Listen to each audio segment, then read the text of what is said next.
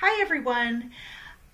Welcome to ID 4000, which is a selected topics course. This semester it was about healthcare design.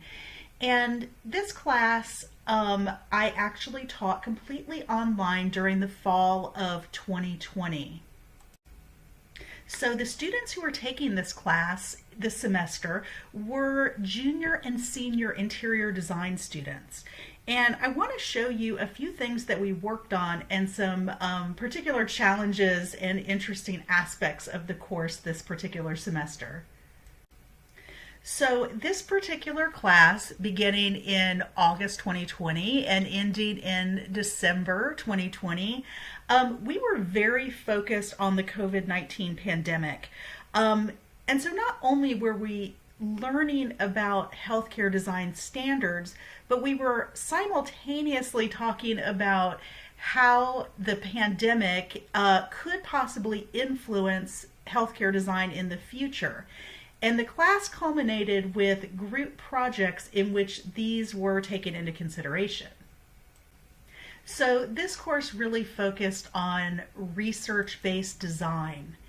And so I sort of divided the class or the course into two different sections or units. Unit 1 was all research.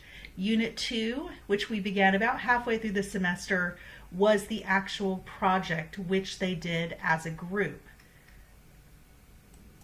The interesting thing about this being a research-based design class is that the research for COVID-19 was actually unfolding in real time as the semester was progressing.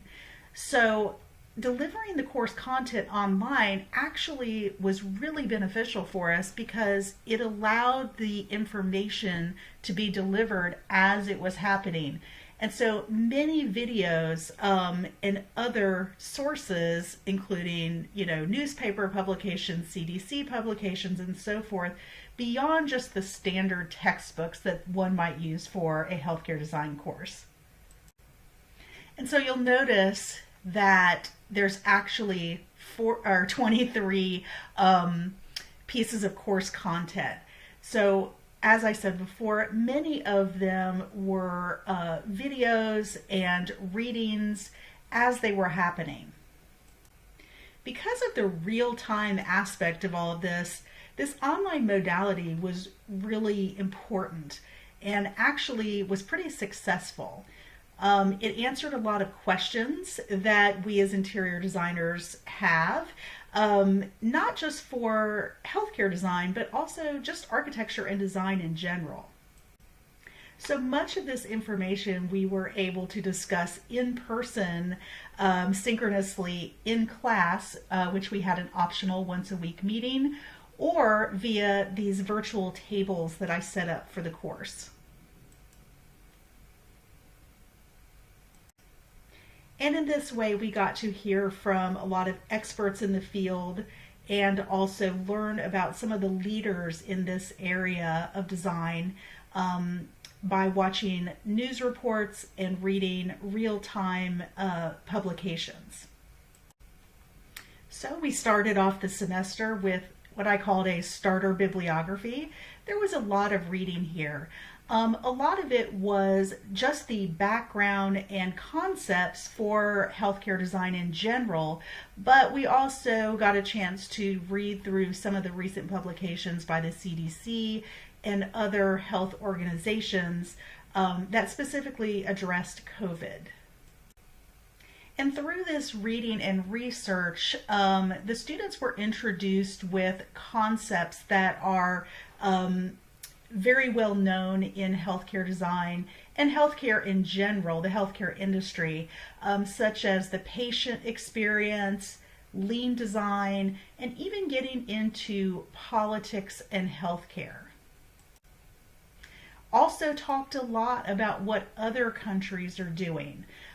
So the students had an opportunity to see news stories and other reports and interviews from healthcare providers or other organizations in other countries, which allowed them to get a little bit more of a world view of this.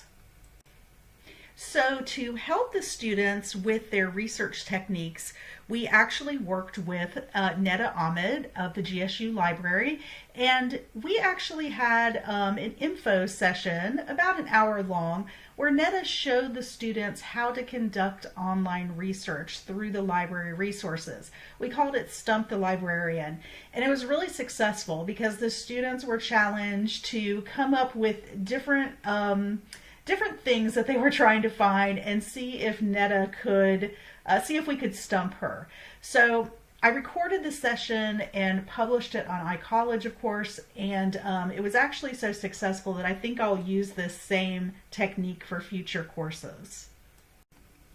So also in the research portion of this course, we got to meet with a couple of different national interior design architecture firms who deal primarily in healthcare design, or who healthcare design is a big part of their practice.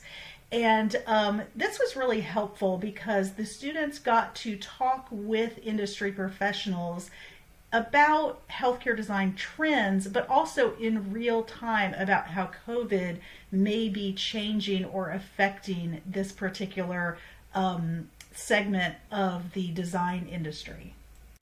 This one was from EYP, and this one was from HLG.